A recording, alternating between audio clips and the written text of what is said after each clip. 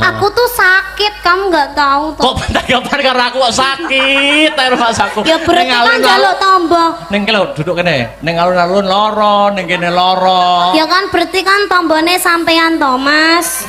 Lah aku kan duduk dokter yang bisa mengobati kesakitmu. Ya toh? Tapi kan kamu mengobati rasa hatiku.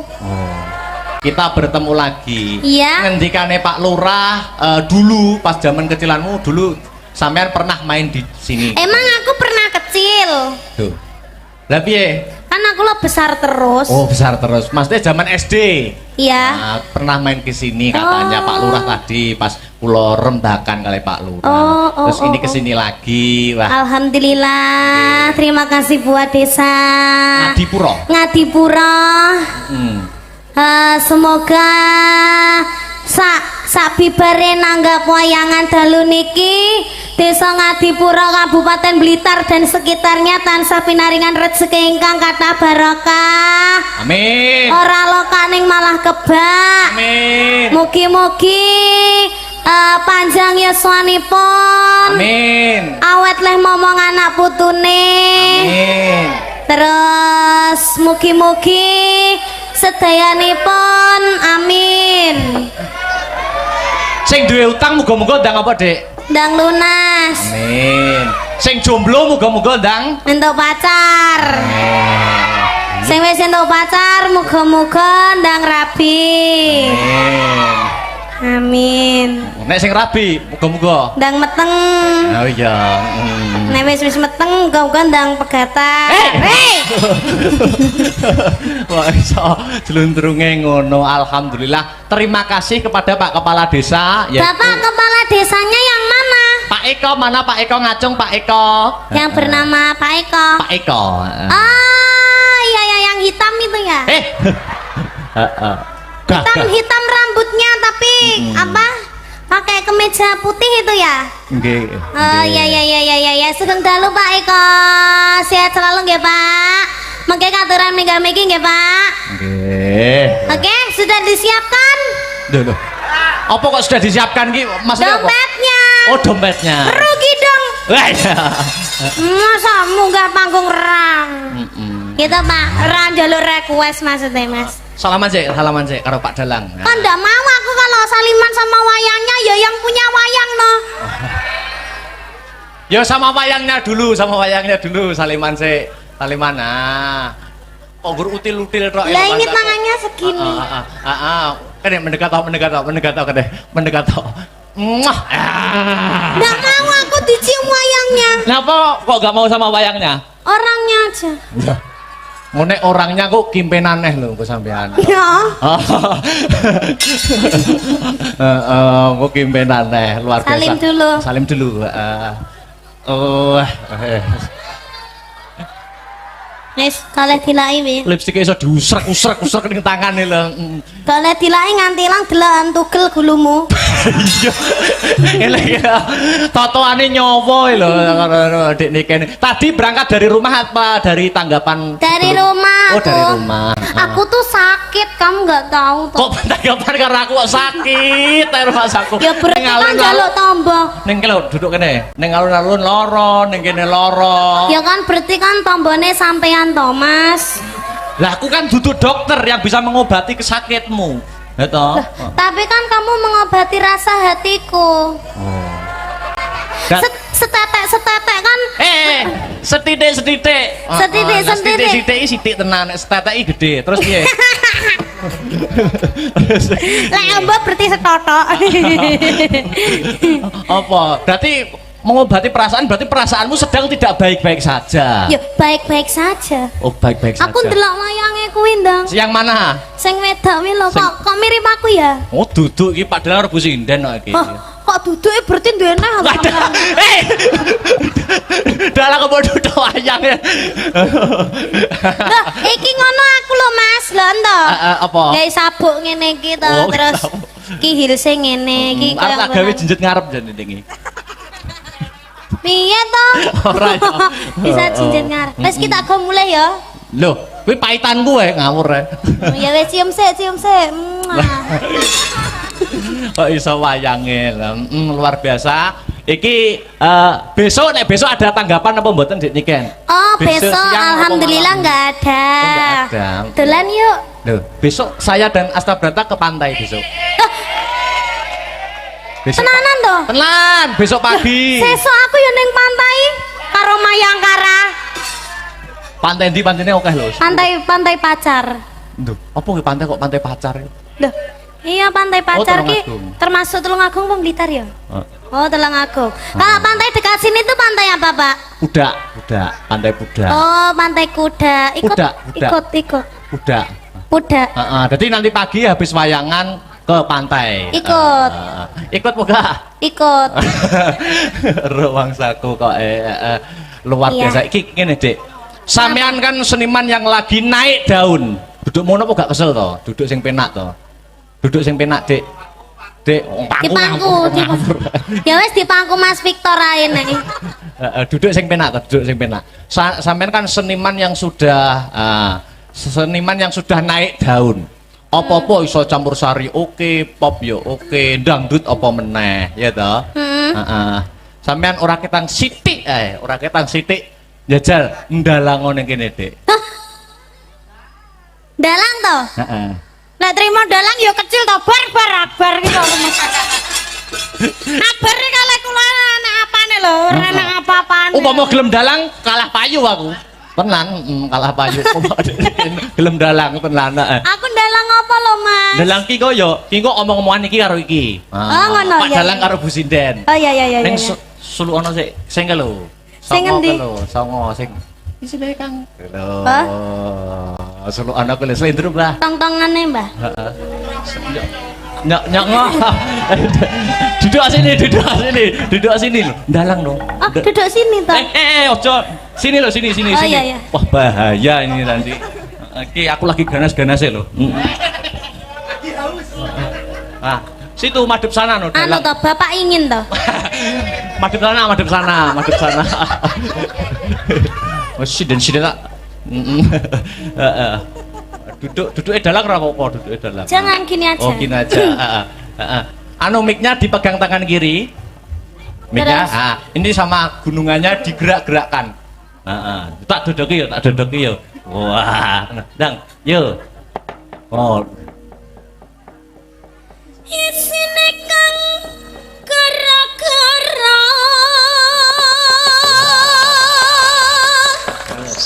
bumi langit gonjang ganjing para bekang kang pratala lindu ping 7 sehari kang jalani di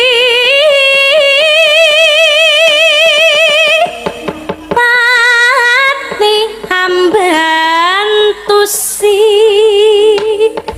sirna larut. Terus pene Mas? na.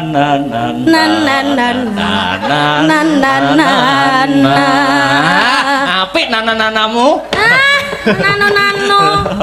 Ya Sal ya, ki engko sampean dan nyapa tuh tidak nyedit-nyedit barangnya. Lah ini lho ben Oh, iya. jejeg. Aku tak ngendang, Heeh. ya toh. Tak Terus? ngendang, engko iringane muni, nek Hah? wis iringane muni, engko sampean ngetokne dalang karo sinden iki. Engko iringane mandek lagi omong-omongan.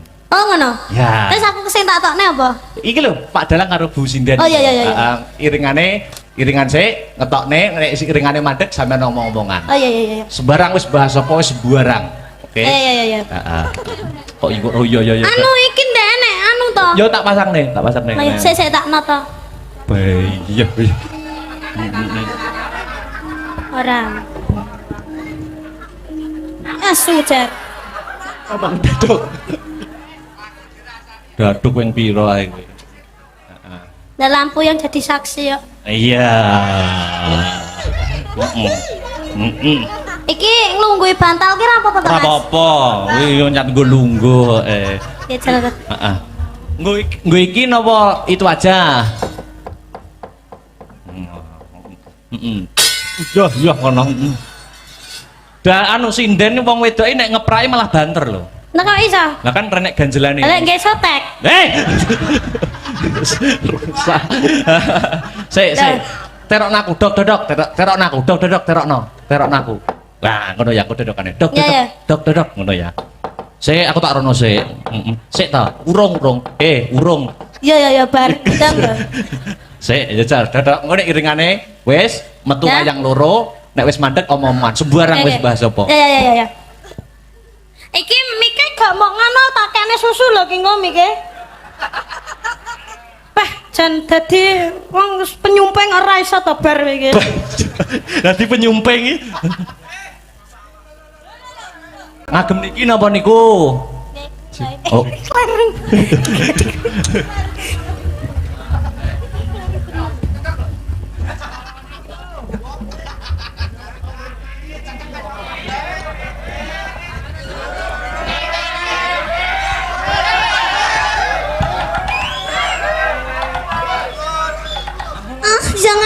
Jangan sisat-sisat.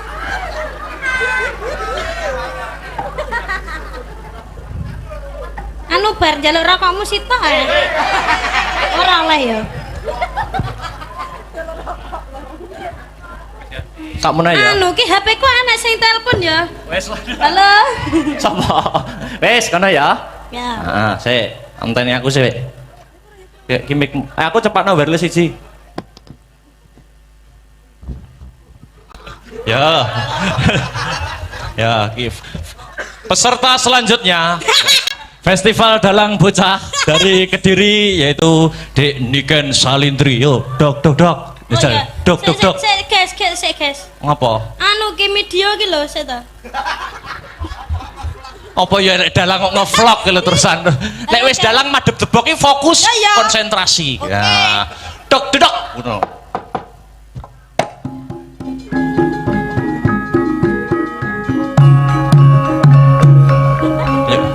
Dijabut.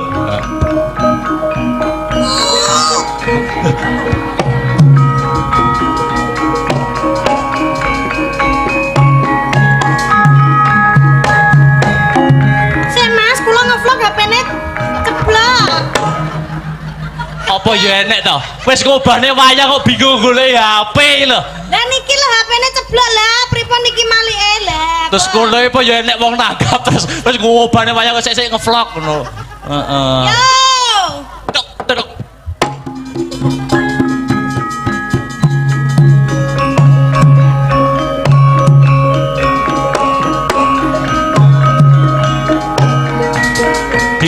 Dileh kayane wis ilang. Wah rusak kok. Yo metu Pak Dalang karo Bu Sinden.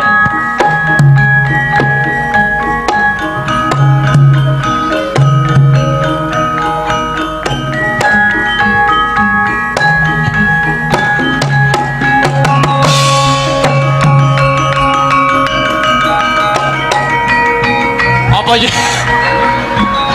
Dalang wis masak dalang kok kukur lakang.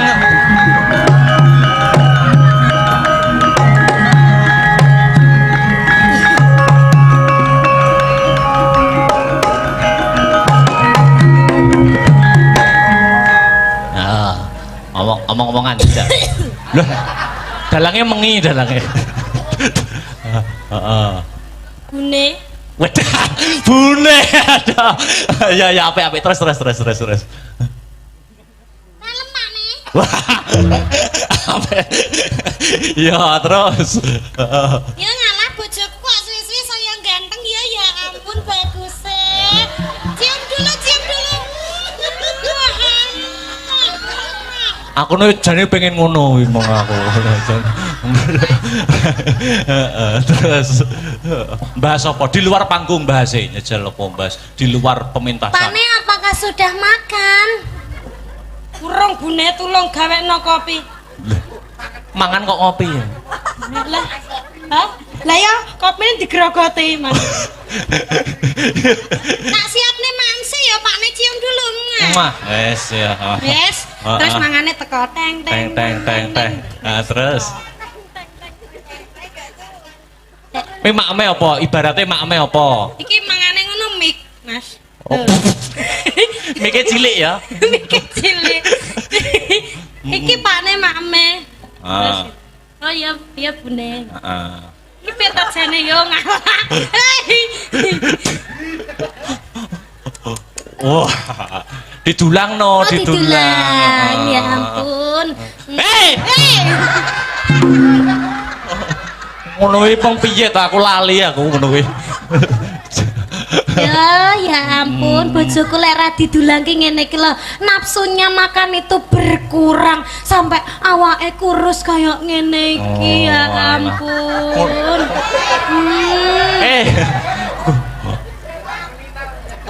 Kurui aku jane salemu ning enek vitamine lho Bune. Ngono.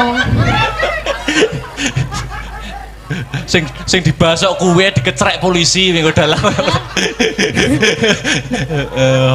Mbah. Terus piye neh Mas? Bahas apa keseharian. Kesehariane kita ye. Lah ya opi kesehariane Pak Dalang karo Bu Sinden. Kesehariane apa upamane? Enek masalah wong loro ki umpamane enek masalah tukaran umpamane. Oh, enek masalah tukaran. Tukaran wong loro ki padu umpamane. Pakne. Ah, nek Sindene nek nesu piye Bu Sinden kuwi? Pakne ndeknya aku ki nyawang HP-mu kok tungklang-tungkling ki jane nek apane to Pakne mosok enek sinden sing ngecati sampean to Pakne. Ora enek ibune. Masya Allah sumpah to demi Allah ndek enek lho Bune. Ya ampun aku kira kene mbok apusi lho Pakne kowe iki ben bengi vecenan karo sapa?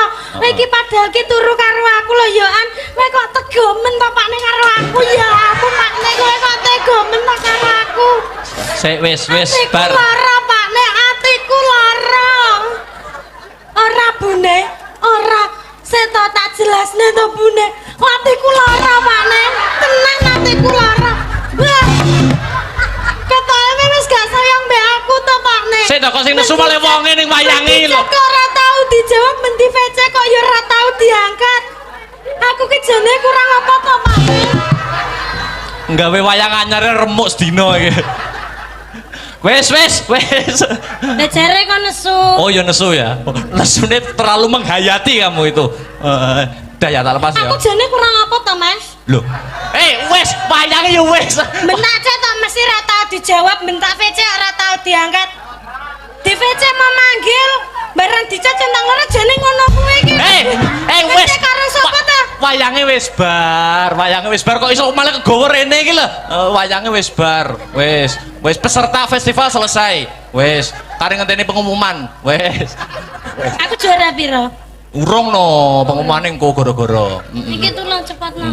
Kok iso nesu tenan lho, wong tak kondalang. Lah jare kisah nyata. Aduh, remuk tangane Pak Dalang, remuk.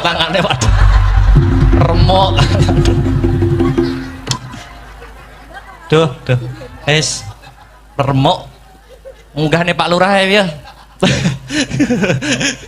Pak Lurahnya namanya Pak Eko. Duduk sini ya. Iya Pak Eko. Ya. Kula wonten dawuh. Siadi kang ulina ngayamono handlasak sajroning wanawasa manjing ana ing Karang Padesan. Upadine ingkang ingaranan Sekar Pudak Tunjung Biru. Menawi makaten kalilan kula nyuwun pamit Kakang Mas Punta kula nyuwun tandhaing pangestu. Mongso Baronga muga lebeng karya Dimas Harkaca kula wonten dawuh paman. Awat-awaton lakon ing pamanmu hang padi wujuding Sekar Pudak Tunjung Biru. Nggih dateng sedika ngestaken dawuh. Sikra kang bala dumingal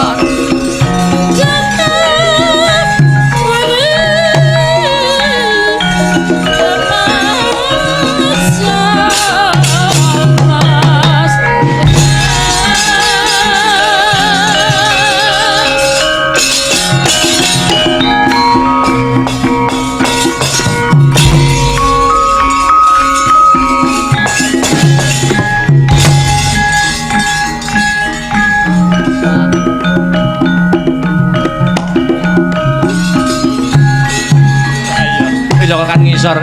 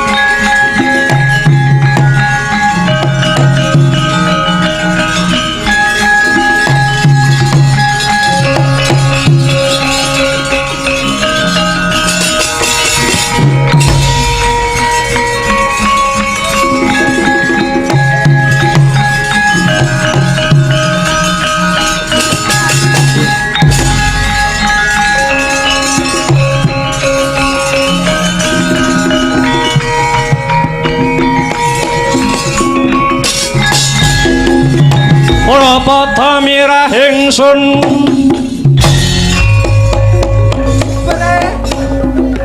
aten pas poku mijil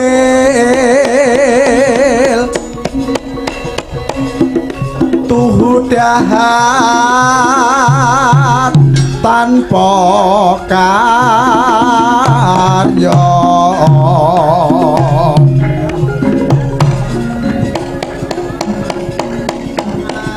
makan Gusti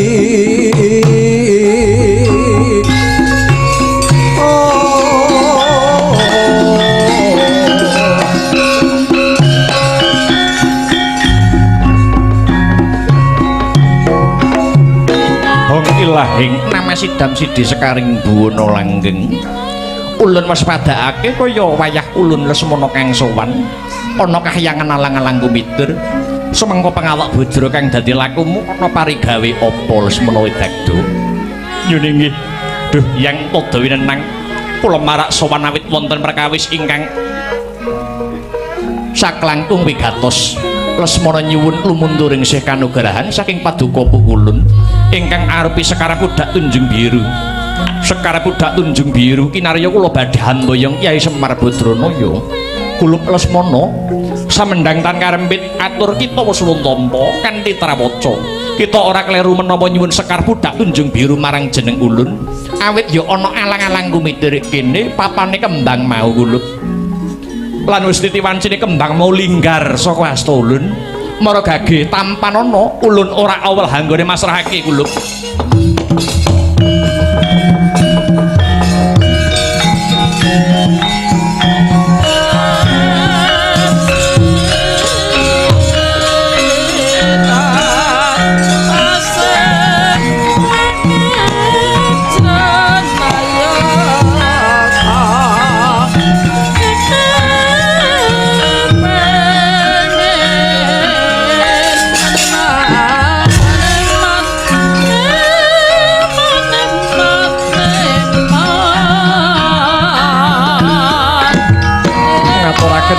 manuwun bukulut ya kula Lesmana tiba sepadha-padha sawise sira sembada ngregem kembang Pudak Tunjung Biru kita aja pegat ing pengati-ati nggih Lesmana ngestakaken dawuh bukulut rening sampun kasembadan panyuwun kula kepareng kula nyuwun pamit badhe wangsul wonten Pancawati ya Lesmana ulun nyangoni Raharja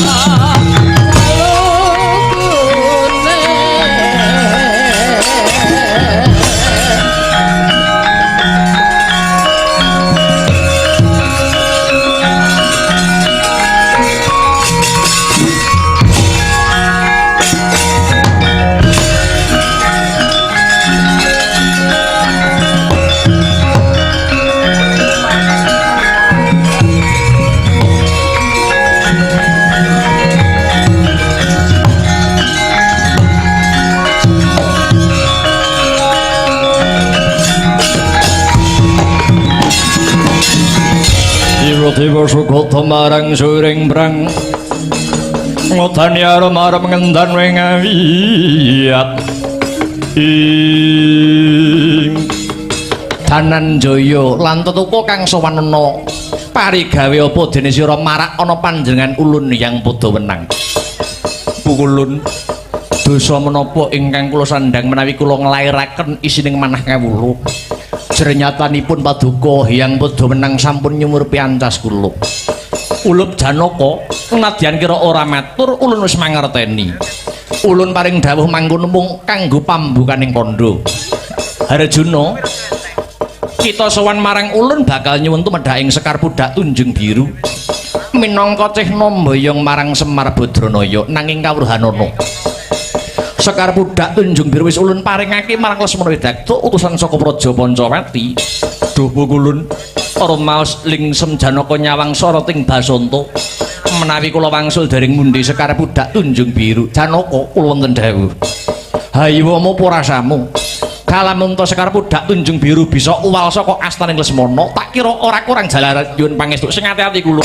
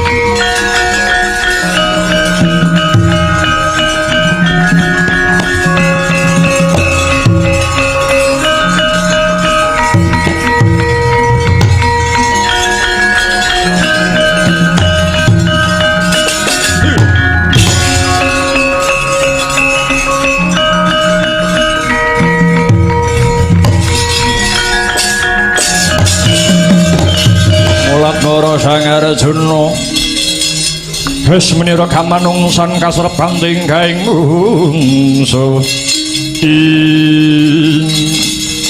ana satriya kang ngendhek sing dadi lakuku kuwi sapa Panengah Pandhawa Harjuna kekasihku bali kuwi aku Lesmana Widakta saka Praja Pancawati aku abdine Anoman kekasihku duwe karep apa dene nyegat marang lakuku Harjuna apa bener sira Lesmana wis bisa mundi wujuding Sekar Pudak Tunjung Biru ya kapara nyata ora tedeng aling-aling tedeng Sekar Pudak Tunjung Biru pancen wis ndak pundi Janaka yen pancen sira satriya kang ora serakah margake tak jaluk kembange kang sawiji waduh lah kok enak timen njaluk mung kari aba mongko anggonku Hambudidaya sowan aning yang padha wenang betek lamun anggonku kepengin mundi Sekar Pudak Tunjung Biru kanggo cihna mboyong Kakang Semar Badranaya yen tak jaluk siji ora kena tak jaluke kabeh kembangi waduh bagus jare kowe ngaku satriya ning kenang apa kok mentro begal ana dalan he Arjuna kepara Anoman duwe sayembara apa sayembaramu lakon kowe ngrebut Sekar Pudak Tunjung Biru yen wis kelakon nglangkai bangkine Anoman dina iki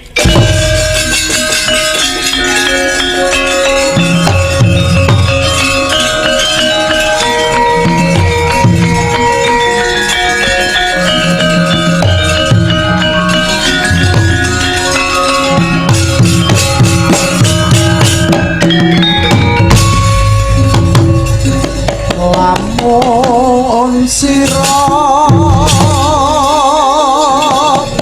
hangga guru kaki Amelia manungsa kang nata ingkang gedhe martabate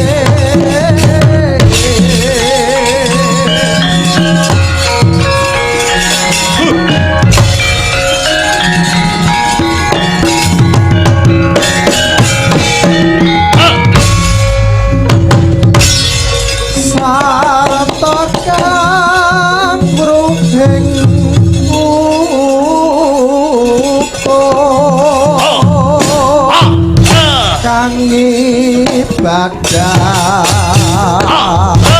lan kang ngirangi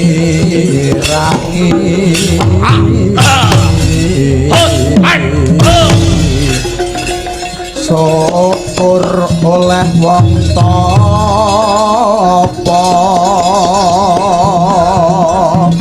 ingkang wis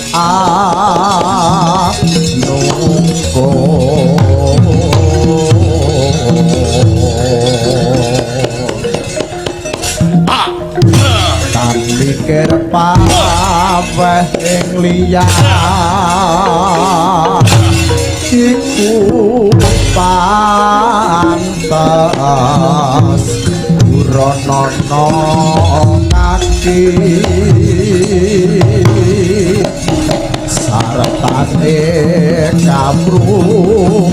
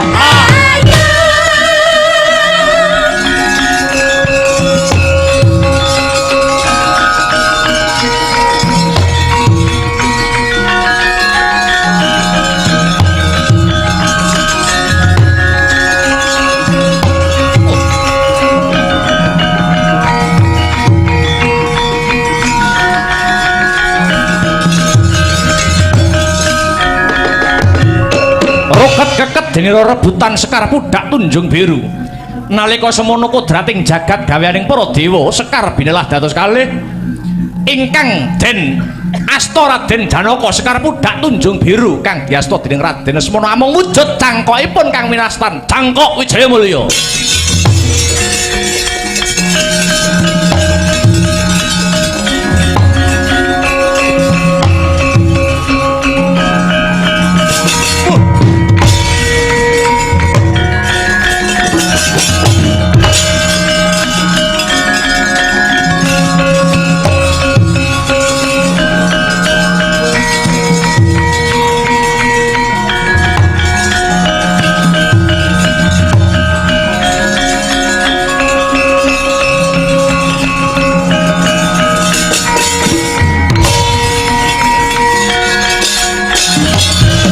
Kahang susumbar lindu bumi kunjing ing kados pundi Raden Anoman nyuwun kula kembange kelakon direbut kelawan Arjuna aku mung antuk cangkoke wae.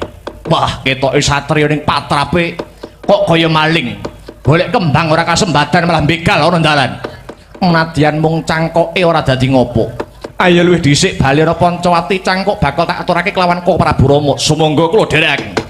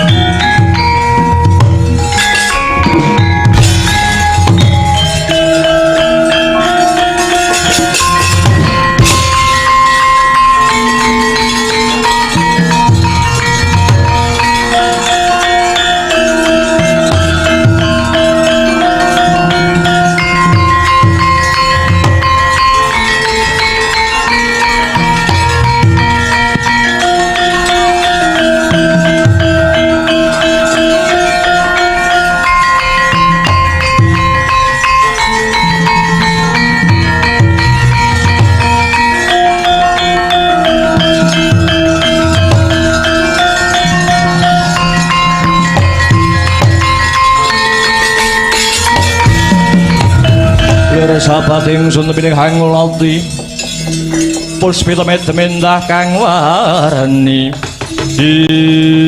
Nyai Janaka kula wonten dawuh piye pawartane apa wis bisa antuk gawe nuringgih Dukaka Prabu kula sampun kasembadan mujudaken Sekar Pudak Tunjung Biru namung boten kalian cangkokipun kowe entuk nak asil saka oleh mung ngrebut to kula mboten ngrebat nanging kula ndadar ketrimane gesang kula ya yen pancen kowe mangkono nadyan mung kembange ora dadi ngopo malah ayo tak kanthi jumujuk tumuju karang kadempel babar pisan nganti Yayi Prabu Puntadewa minangka cehna mboyong Kakang Semar sumangga kula dherekaken Prabu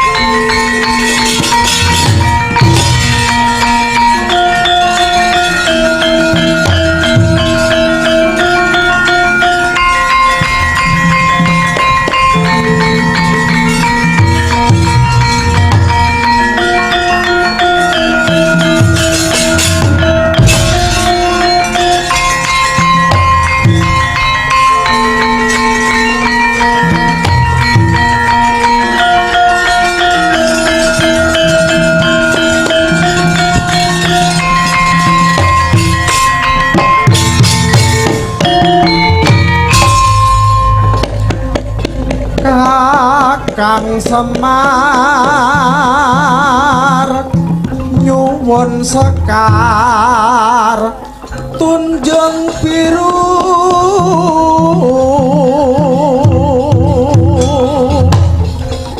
kasembadan den pati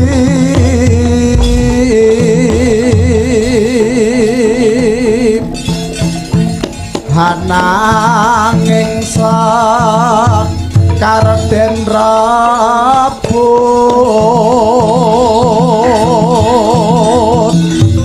hamung ngantuk cangto yakti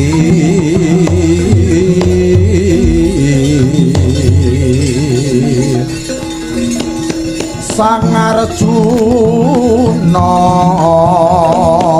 gawe kidul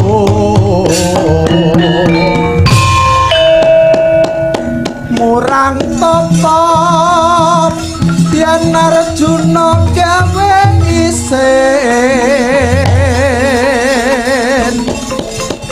nantang Prabu Rama tak kanthi ing nuswa Jawi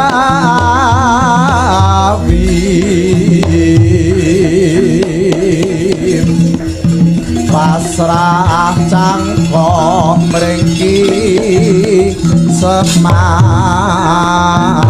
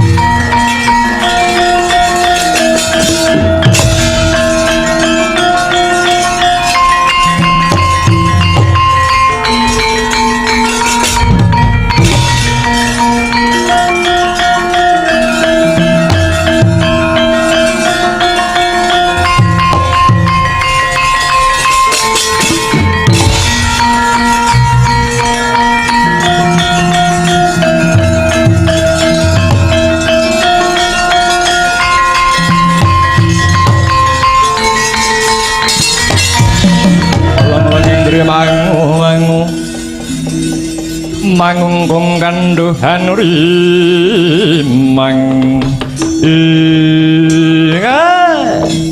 niki sami rawuh ndara kula ing Ngamarta lan sinuwun ing Dwarawati. Ya Kakang Semar, tekaku iki Kang wigati bakal ngaturake kembang sing dadi pundhutane Kakang Badranaya. Ngaten sinuwun kapara nyata. Aja kurang pangapura ya Kakang Semar. Kembange tanpa cangkok. Kembange Sekar Pudak Tunjung Biru ora ana cangkoke. Kepiye munggo pamrayogamu Kyai Semar? Ya. Senadyan kembange ora ana cangkoke aja nganti suwala Kakang Semar anggone bakal tak boyong ning Praja Ngamarta. Nggih, cobi kula taminipun, Ndara.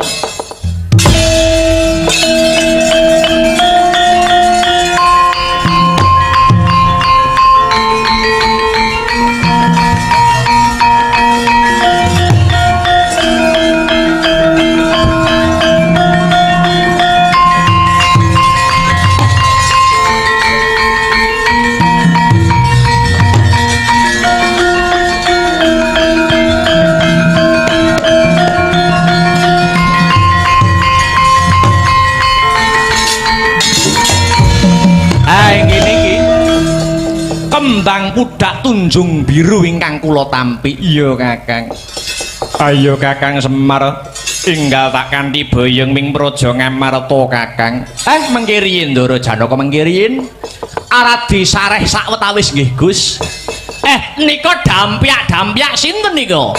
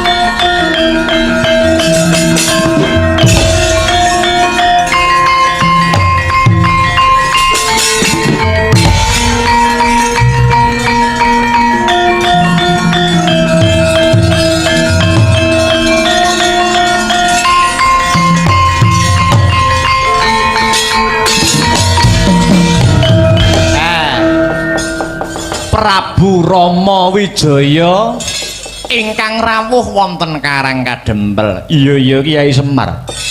Ingsun Kang Prapta ana kene kelawan kadangku Lesmana.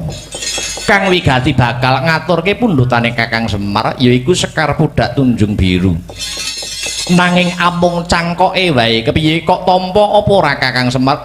Cobi kula tinggalane riyin.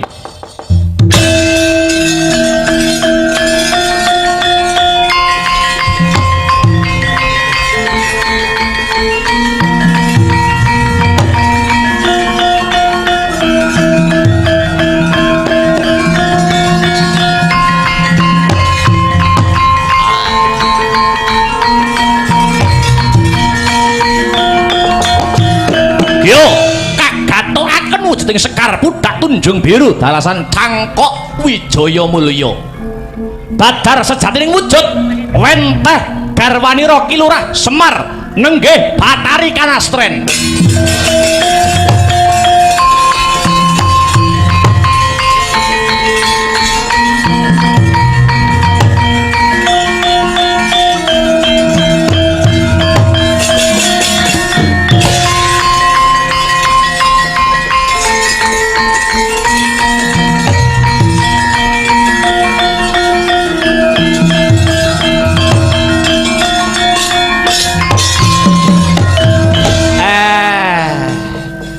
Cacah to iki.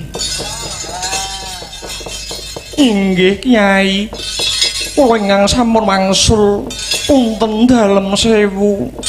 Kula ingkang dados Sekar Pudak Tunjung Biru mewah Cangkok Wijaya Mulya kala wau. Kowe bubar saka ngendi, Tren? Kula bibar saking Hyang Pada Wenang. Perlumu apa sowan mrana? Namung nyuwun pitedah dhateng Hyang Pada Wenang kula kedah momong sinten. Oh ngono. Nggih. Terus kowe nggawa amanah apa saka Hyang Padamenang? Mekaten Kyai, dawuh ingkang kula tampi paduka kalian kula kedah momong dumateng para Pandhawa. Sebab apa ora momong marang Prabu Rama? Awit sampun liwanci gumantos sing kawontenan. Kala semanten paduka momong dumateng Prabu Rama krana masih wonten jamaning Guntarayana. Ing mangke sampun ngancik jaman Guntara Sabda inggih alaming para Pandhawa. Sabab Prabu Rama sampun paripurna kewajibanipun. Ngono nggih. Kewajibane Prabu Rama apa? Mardikaaken nagari. Lah yen kewajibaning Pandhawa gadah kewajiban ngisi dumateng kamardikaning negari Kyai. Oh, ngono inggih. Ingkang menika Kyai, monggo sesarengan kula kanthi kula dherekaken momong dumateng para Pandhawa Kyai. Wela dalah.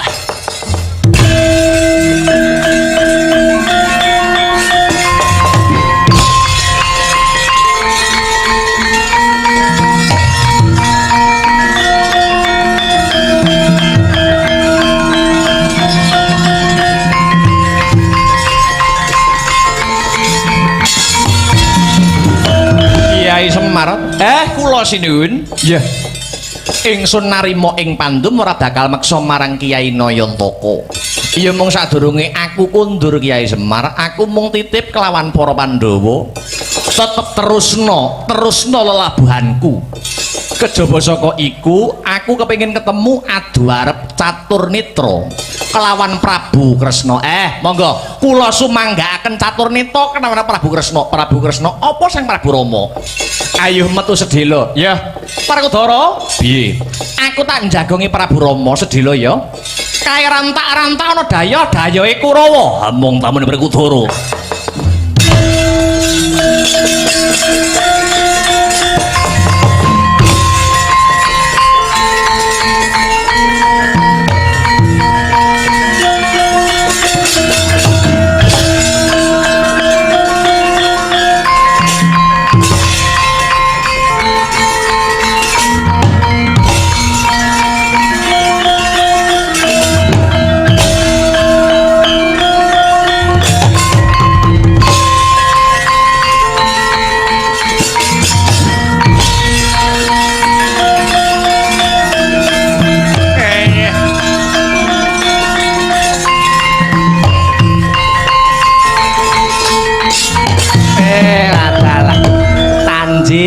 Tanjir ngabar sumebar pawarta-warta Kakang Semar kasembadan kaboyong dening para Pandhawa tegese gagar wigar tanpa karya negara ngastina duweni gegayuhan boyong Kyai Semar. Para Kurawa, barisan witing klapa cawisna maju dina iki cicil Bratayuda.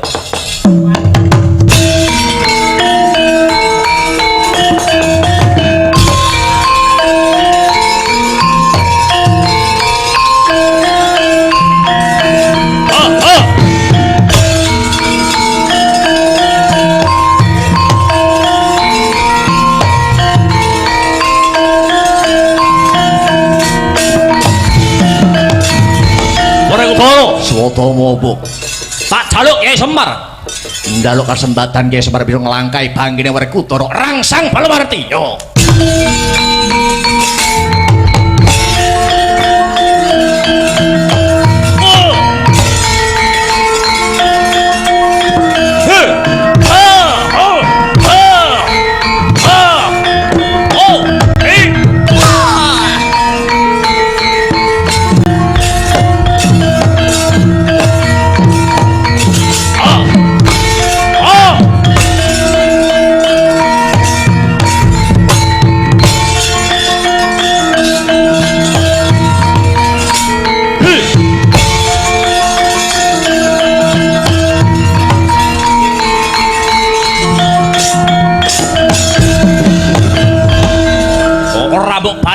Semar Putra lak gempur negara Ngamarta maju legane ngatiku tibane titir mati dening aku. Yo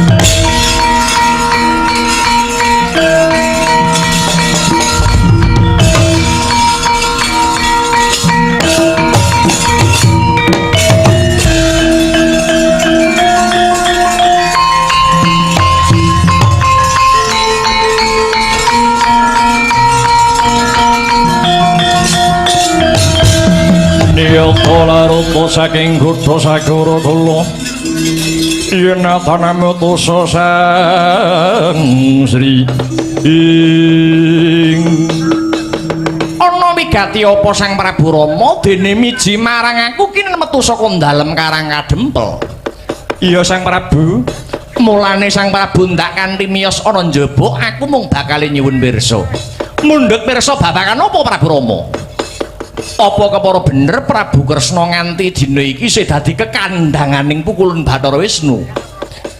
Yen pancen ora kleru pancen kaya mangkono. Pancen kaya mangkono kahanane Prabu Rama. Nganti tekan dina iki aku isih dadi titising Sang Hyang Wisnu. Yen pancen bener-bener panjenenganmu titis Sang Hyang Wisnu mara gage aku bakal arep takon babagan apa Prabu Rama? Bathara Wisnu tumurun ana Madyapada kuwi manitis kaping pira lan menyang sapa wae Prabu Kresna? Prabu Rama piye? Sang Hyang Wisnu mono manitis marang Madyapada rambah kaping 7. Angka 1 manitis marang Begawan Wisnungkara ya Begawan Kresnengkara pujanggane Prabu Danapati. Angka 2 marang Ratu Maespati Prabu Arjuna Sasrabau. Dene angka 3 marang jeneng para Prabu Rama Wijaya, kaping 4 marang jeneng ingsun. Besok rambah kaping 5 Hyang Wisnu manitis marang Nalendra ing Kadiri ya mamenang Prabu Jayabaya. Rambah kaping 6 marang Ratu ing Malawapati Prabu Angling Darma. Genepe kaping 7 marang Ratu Majapahit Prabu Brawijaya. Mangkono surasane tulis kang wis ndak kawruhi Prabu Rama. Bener apa luput ndak wangsulake marang Prabu Rama anggone bakal mangsuli apa kang dadi kandhaku Prabu Rama.